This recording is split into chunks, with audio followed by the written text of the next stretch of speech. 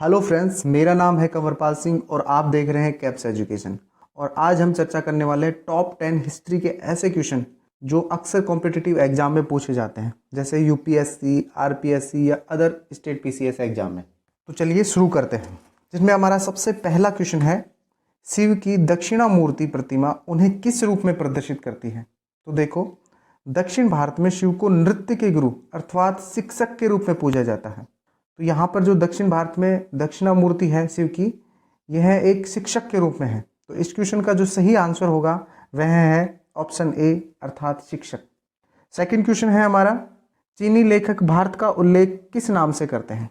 देखो, 7वीं शताब्दी में एक चीनी यात्री हेनचांग भारत आया था, जो लगभग 15 वर्ष तक भारत में रहा और इसने अपनी यात्रा वृत्तांत एक पुस्तक में लिखा, जिसे सियुकी के नाम से जाना जाता है।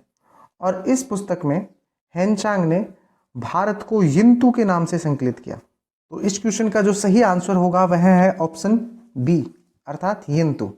चीनी लेखक भारत को यिंतु के नाम से उल्लेख करते थे। क्वेश्चन नंबर 3 है, निम्नलिखित में से कौन आलवार संत नहीं था। तो देखो, पोइगई, पुडम और तिरुमंगई, ये तीनों ही आलवार संत थे। तो इसके अलावा जो बच जाते हैं तिरुज्ञान, ये आलवार संत नहीं थे। तो इस क्वेश्चन का जो सही आंसर होगा वह है ऑप्शन बी अर्थात तिरुज्ञान।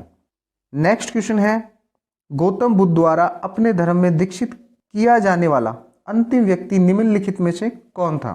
तो देखो, महात्मा बुद्ध के 2 प्रिय शिष्य थे, एक तो आनंद थे और दूसरे सुबुद्ध थे। तो अंतिम रूप से जो दीक्षित किया गया था वह सुबुद्ध को किया गया था। तो इस क्वेश्चन का जो सही आंसर होगा वह है ऑप्शन डी अर्थात सुबुद्ध। क्वेश्चन नंबर 5 है, मौर्य काल में सीता से क्या तात्पर्य है।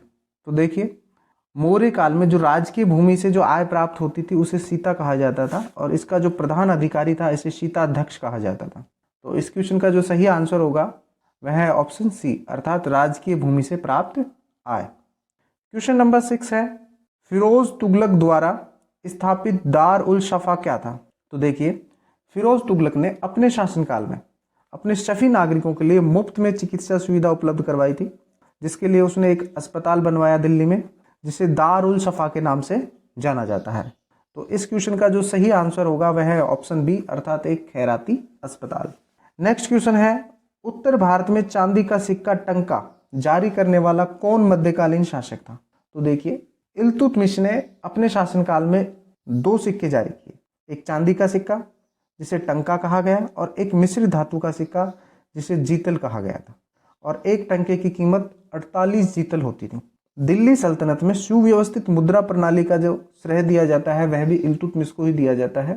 तो इस क्वेश्चन का जो सही आंसर होगा वह है ऑप्शन ए अर्थात इल्तुतमिश। नेक्स्ट क्वेश्चन है, गायत्री मंत्र के नाम से प्रसिद्ध मंत्र सर्वप्रथम किस ग्रंथ में मिलता है। तो देखिए, गायत्री मंत्र के जो रचयिता थे वह विश्वामित्र थे और यह हमें सर्वप्रथम ऋग्वेद में मिलता है। नेक्स्ट क्वेश्चन है, निम्नलिखित में से कौन जहांगीर के दरबार में ब्रिटिश शासक जेम्स प्रथम का राजदूत था। तो देखिए, जहांगीर के शासनकाल में जेम्स प्रथम के जो राजदूत बनकर आए थे वह थे विलियम हॉकिंस।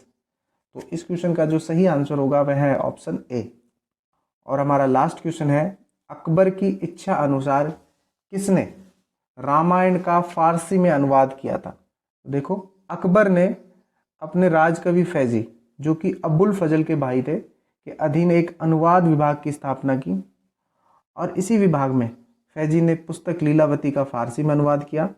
अबुल फजल ने कलिया दमन का अयार ए दानिश नाम से अनुवाद किया और इसी अनुवाद विभाग के अधीन बदायूनी ने रामायण का फारसी में अनुवाद किया। तो इस क्वेश्चन का जो सही आंसर होगा वह है ऑप्शन बी अर्थात अब्दुल कादिर बदायूनी।